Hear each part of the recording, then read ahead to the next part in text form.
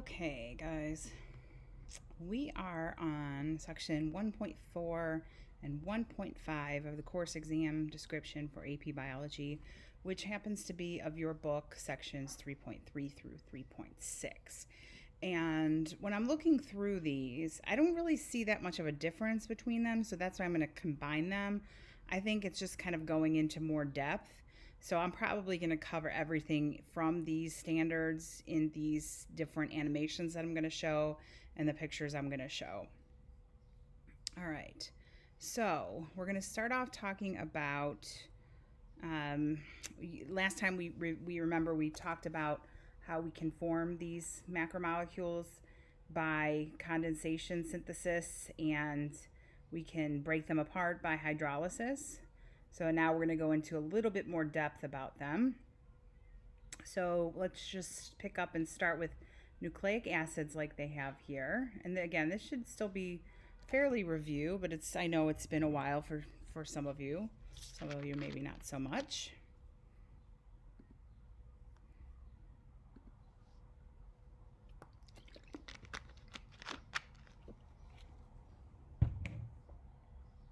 DNA and RNA are nucleic acids, polymers of nucleotides. Two polymers with complementary nucleotide sequences can pair with each other.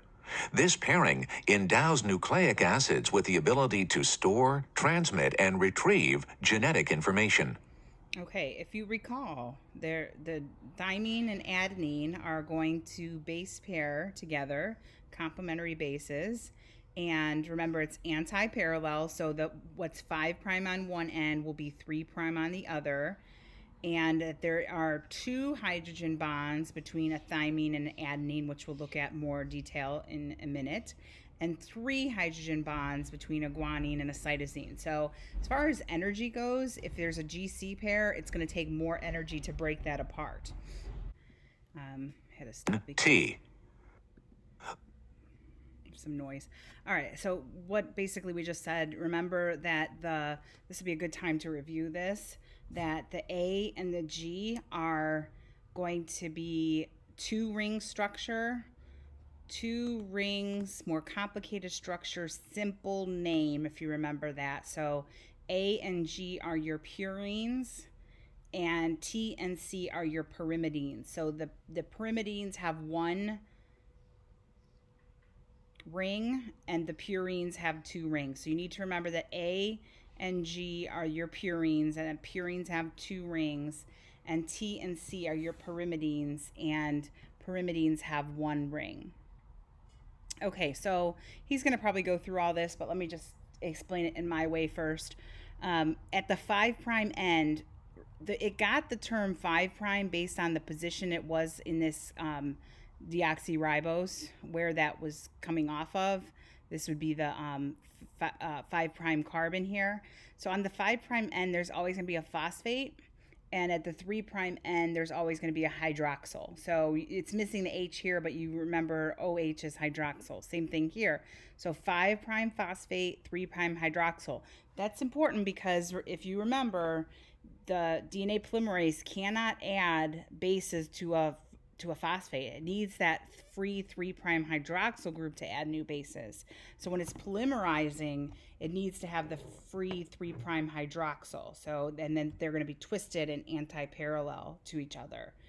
With GC pairs having 3 hydrogen bonds and AT pairs having 2 hydrogen bonds. I think that's, so the deoxyribose, phosphate deoxyribose base on one side repeating, or, continuing. The monomer of the nucleic acid, the nucleotide, is composed of 3 parts. The central component is a pentose sugar. A nitrogen-containing base is covalently linked to the 1' carbon on the sugar. This base can either be a purine with 2 fused rings, as in adenine and guanine, or a pyrimidine with a single ring, as in cytosine and thymine. In RNA, the thymine base is replaced by uracil. A phosphate group is covalently attached to the 5' carbon of the sugar molecule. The phosphate group, the base, and the sugar make up a complete nucleotide. Note that the orientation of the sugar provides DNA with a 5' to 3' directionality. All right, so that's important here. We have our 5'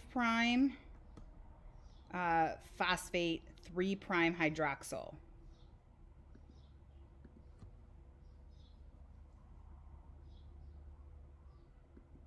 Base pairing only occurs between a pyrimidine and a purine.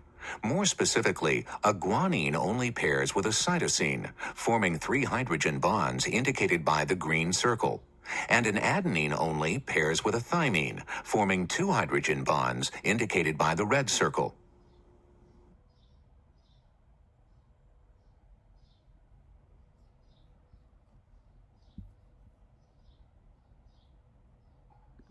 Okay, so maybe I'll come back to this one for proteins, but I didn't watch the protein part of it. So, but it looks like it might be a good explanation as well. So let's continue here. So I got our nucleic acids. So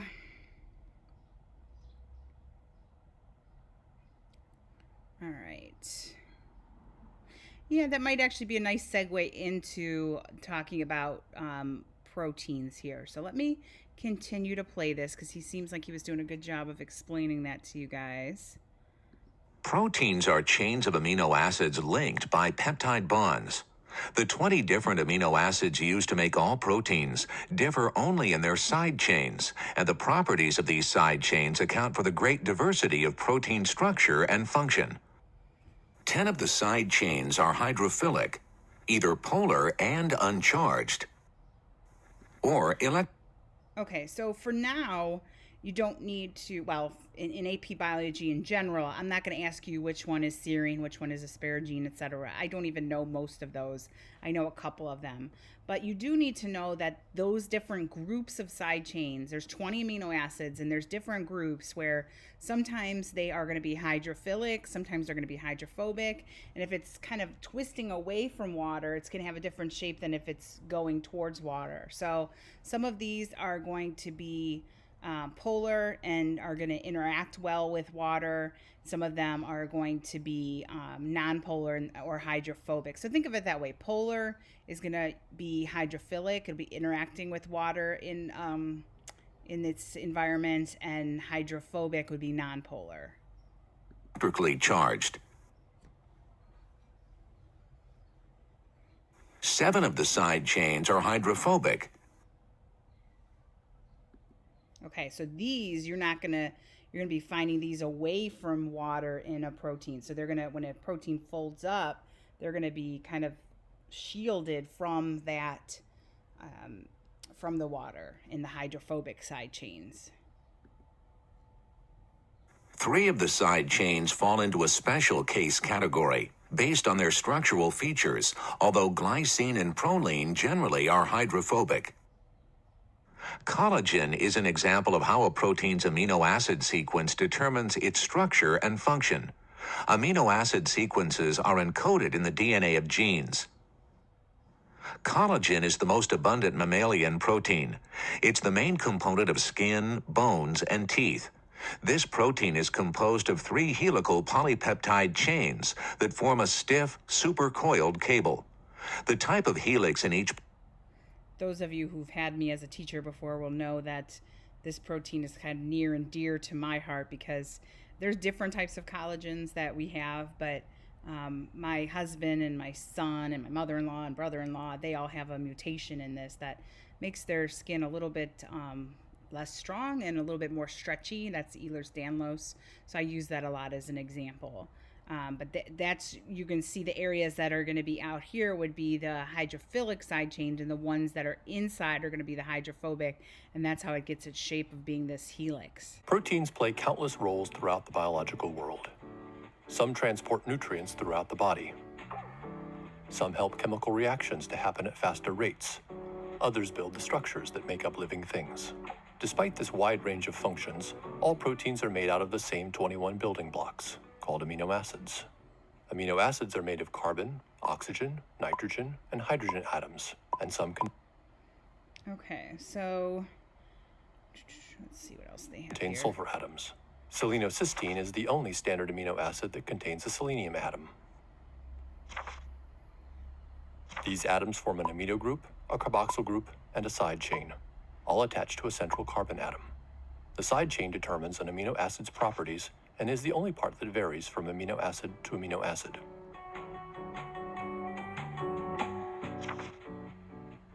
Hydrophobic amino acids have carbon-rich side chains, which don't interact well with water. Hydrophilic, or polar, amino acids interact well with water. Charged amino acids interact with oppositely charged amino acids or with other molecules.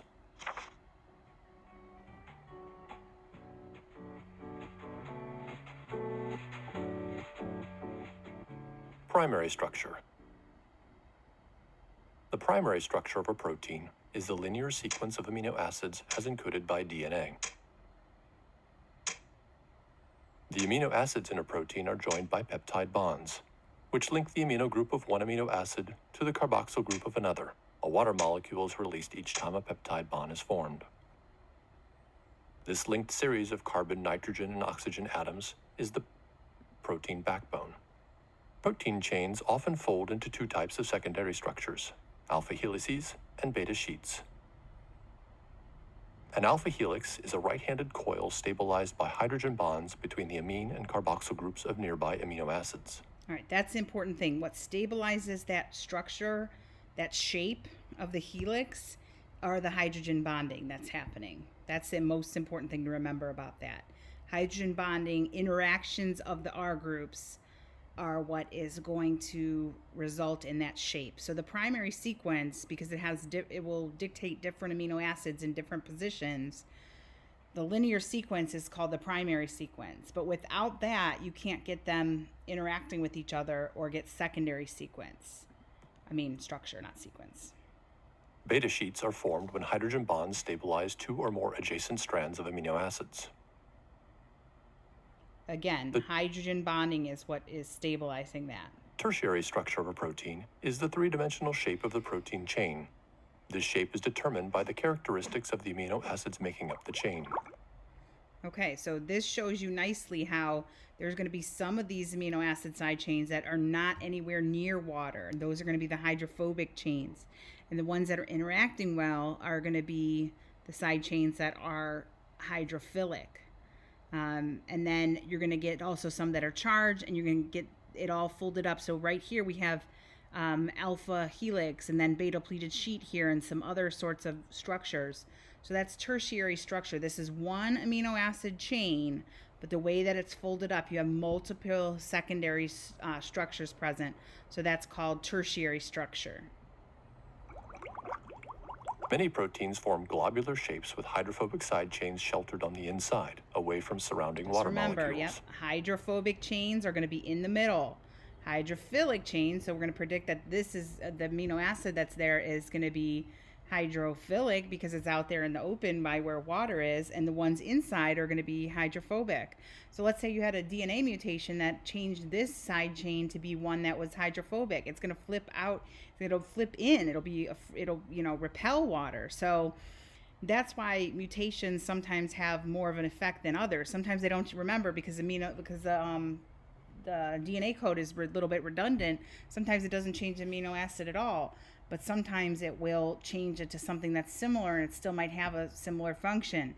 Sometimes it completely changes it and you have a mutation that, even in a point mutation, you're not switching the numbers of amino acids, you could still end up with a protein. That's what happens in sickle cell. It's just one base change, but the way that it folds that protein, it makes the cells, the hemoglobin molecules change their shape. Membrane-bound proteins have hydrophobic amino acids clustered together on their exteriors, so that hydrophobic side chains can interact with the lipids in the membrane. Charged amino acids allow proteins to interact with molecules that have complementary charges.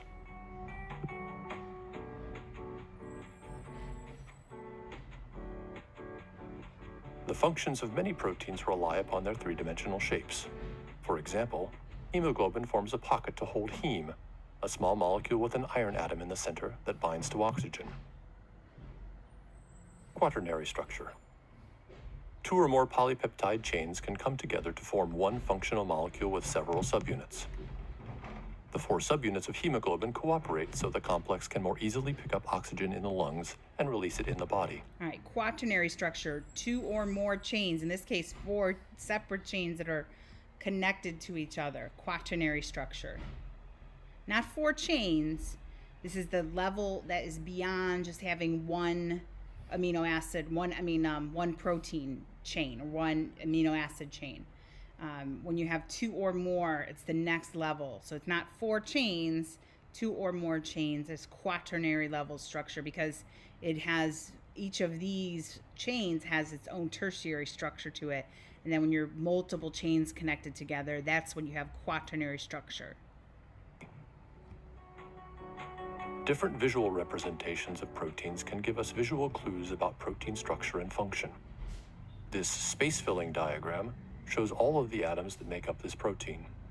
This representation, called a ribbon or cartoon diagram, shows the organization of the protein backbone and highlights alpha helices. Yeah, so this is kind of more accurate as far as what it actually looks like, but this one is opened up to show you the helices, or if there's any sheets and things in there, that sort of thing. This surface representation shows the areas in the protein that are accessible to water molecules. Most proteins are smaller than the wavelength of light. For example, the hemoglobin molecule is about 6.5 nanometers in size. Hemoglobin is found in high concentration in red blood cells. A typical red blood cell contains about 280 million hemoglobin molecules.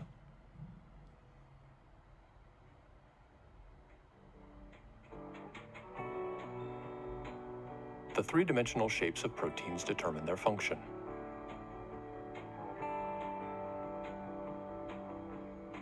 The flexible arms of antibodies protect us from disease by recognizing and binding to pathogens and targeting them for destruction by the immune system.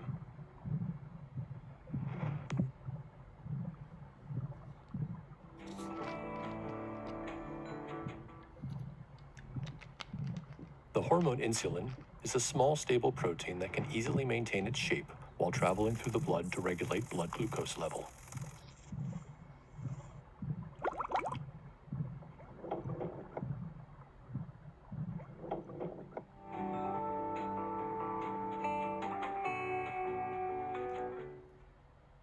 Alpha amylase is an enzyme that begins digestion of starches in our saliva.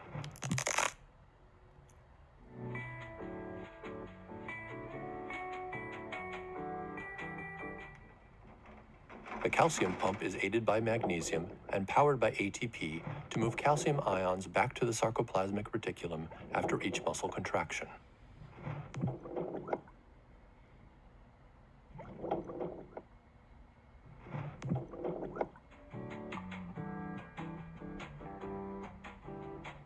Ferritin is a spherical protein with channels that allow iron atoms to enter and exit depending upon an organism's needs. On the inside, ferritin forms a hollow space with iron atoms attached to the inner wall. Ferritin stores iron in a non-toxic form.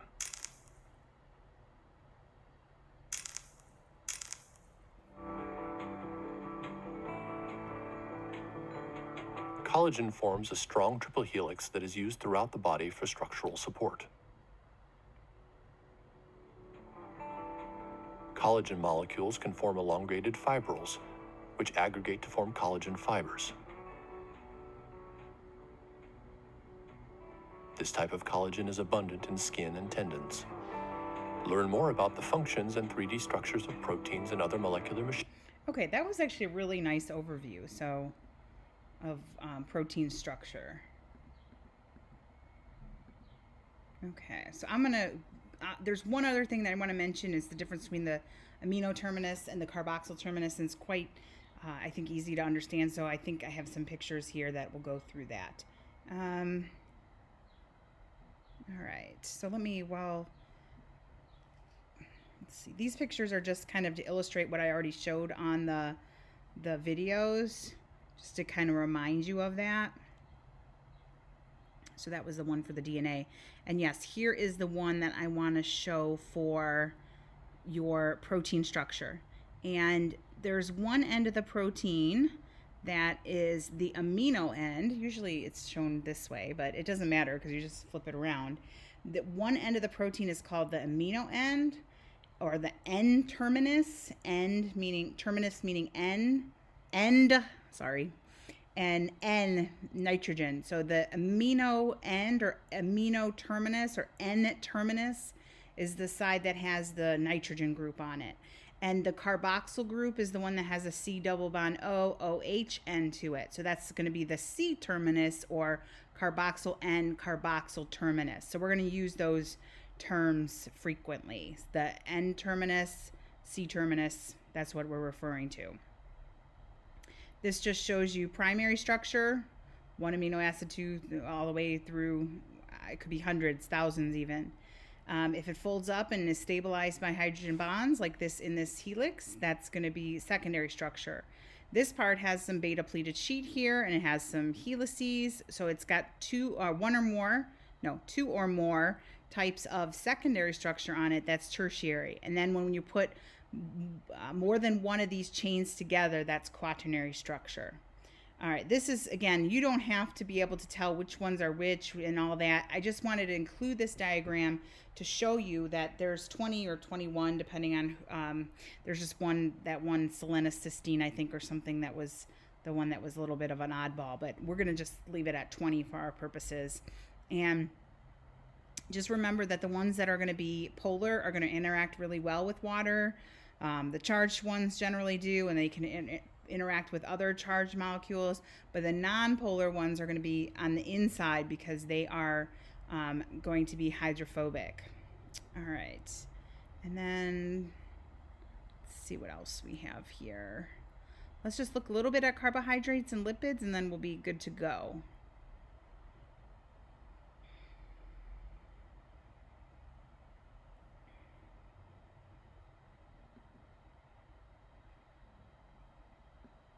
All right, this is just kind of showing us a piece of a cellulose molecule. Cellulose molecules are strong, tough materials. You know that. That's what makes up cell walls, makes up wood or celery, I like to sometimes use. Remember we said that when they're interacting, the interaction between those is between two carbohydrate molecules or two glucose molecules is called a glycosidic linkage. We don't need to know about the specifics of what makes starch different than glycogen, different than all those, but there are slight variations on the same theme, which is a long string. It says, like, it's just showing you 6 here, but there's actually, many thousands, millions of glucose units long. All of these are going to have glucose as their basis. So that's cellulose, and then starch looks just a little bit different. It kind of has some branching going on. Same thing with amylose and amylopectin. But you could see that cellulose, long, straight fibers, so they're very rigid. Whereas the starch has branching on it. And so it has a very different appearance to it. And we have the enzymes to break down starch, which is a good thing, or sometimes a bad thing if you think about it, because cellulose doesn't have any calories to it, hardly at all. And potatoes have a ton, so it's good because we can get energy out of those. It's bad because, we have to limit those foods if we want to not gain a bunch of weight from them. All right. All right, glycogen, and I don't know why it's not showing a glycogen molecule. It's very, what is that? Is that glycogen? Yeah, okay. So it's very similar. Look how many branches, very similar to almost, it just branches slightly more than, not slightly more, much more than starch. But remember, starch, I want you to remember this. Cellulose is the structural carbohydrate of plants. Starch is the energy storage form of carbohydrates in plants. Glycogen is the energy storage polysaccharide in animals. So you need to remember that, and I think I mentioned this yesterday, one of the videos, that we store glycogen in our liver and our muscles, especially in the liver. Especially. Okay, and then those are the ones that it doesn't show chitin here, but chitin is very similar, just has some nitrogen associated with it. So that's the carbohydrate sort of macromolecules look. All right, yeah, okay. And then lipids. I just want to talk a little bit about lipids. You might remember this little slideshow that I've shown in bio. We use lipids to store energy, but also for insulation and protection of our organs. Also, lipids are very highly involved in cell signaling and hormones.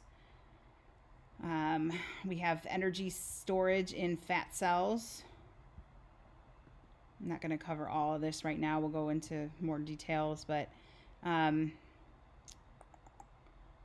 right. It's actually one of the molecules is not really considered to be a macromolecule because it's like in things like cellulose and starch. It's many, thousands, millions of units long, whereas in this triglyceride, this might be a combination of like, I don't know, less than 100 atoms. Okay. So it's kind of not really a macromolecule, but it's close. It's getting there. Triglycerides here. So triglyceride is one of the major units in which your body uses to transport fat and to store fat. Triglyceride. Remember that this one is going to be saturated because it has all of the hydrogens filled in. And saturated tends to stack on top of each other, so it tend to be solid at room temperature, whereas if they have a double bond in there and they're unsaturated, they tend to fold up a little bit or have a bend to them, and they tend to be more oily at room temperature or liquid at room temperature. So again, yeah, saturated, unsaturated. See, there's hydrogens missing here. Those are unsaturated fatty acids and very different properties. Plants tend to have a little bit more unsaturated oils to them, but there are plant oils like palm oil, coconut oil, that is a saturated fat. The fact is we need to have saturated fats and unsaturated fats in order to survive. And some of these are essential to get into in the diet. And then just want to reiterate or emphasize again the difference between a trans fat and a non-trans fat. This one here is a non-trans fat. So we tend to find those more in nature, whereas this one here is a trans fat. Remember, trans means opposite across the double bond. These two are across from each other, so that makes that a trans fat. And because of that way that's arranged, it doesn't behave as much like an oil. It behaves more like a solid because of that rigid structure to it. And also the biggest thing probably though is that these are rarely found in nature. They are a product of industry, and for a variety of different reasons. They're pretty cheap to make. They have a very stable shelf life. A lot of people think that they taste better. So there's been quite a, they became popular for a reason, and people were like very anti-saturated fat for a while. And then, this isn't saturated. This is one of those healthy unsaturated fats. Well, no, it actually isn't, because your body doesn't have the machinery to break this down. So it tends to kind of stick around, clog arteries, that sort of thing. All right. And I think that's all I want. I just want to touch on a couple others really quickly. Cholesterol. This will be really important when we talk about the membrane. Cholesterol is very, very important for your cell membranes. It helps them keep the right amount of fluidity to them. So if you don't have the right amount or types of or arrangement of cholesterol, the membrane can become a little bit brittle. And if you have too much, maybe it becomes a little bit too oily. So just the right amount of cholesterol is a good thing and necessary for life. So cholesterol is very important for your membranes. It also is involved in production of hormones like testosterone, estrogen, progesterone. And then the last one that I want to mention today is the phospholipid. Phospholipid is extremely important for your membranes as well. That's the major component of your biological membranes, and that's just two fatty acid tails with a phosphate group attached to a glycerol molecule. So, and there's quite a few variations on that, and that they differ just in that position in the X, but pretty much phosphorus to fatty acids, those are going to be phospholipids. You need to know that stuff. And I think that was it for that little presentation there.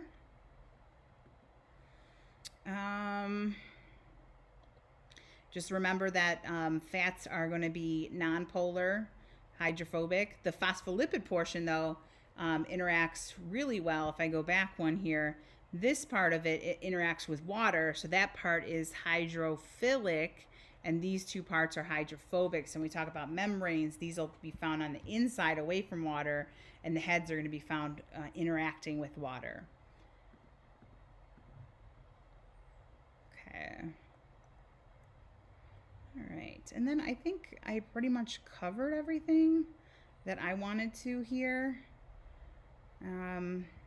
And I just included some pictures showing, the difference based on what we talked about yesterday. So this is kind of just showing you cellulose, very rigid, and then these are more branch like starch and glycogen. Make sure you know that animals are glycogen, and the rest of these are found in plants. This is showing us a triglyceride, which is a lipid, nonpolar molecule, and there you have the 2 saturated and 1 unsaturated here. The difference between cis and trans you should know, and then a phospholipid is just like it shows here, the membrane where you have the polar hydrophilic head with the phosphate group, and then the 2 fatty acid nonpolar chains, and it forms a membrane structure like that. And then cholesterol, 4 fused carbon rings gives you the structure of cholesterol. So that is a very quick but comprehensive review of the 4 major types of macromolecules that we have in our body. And I hope that was helpful.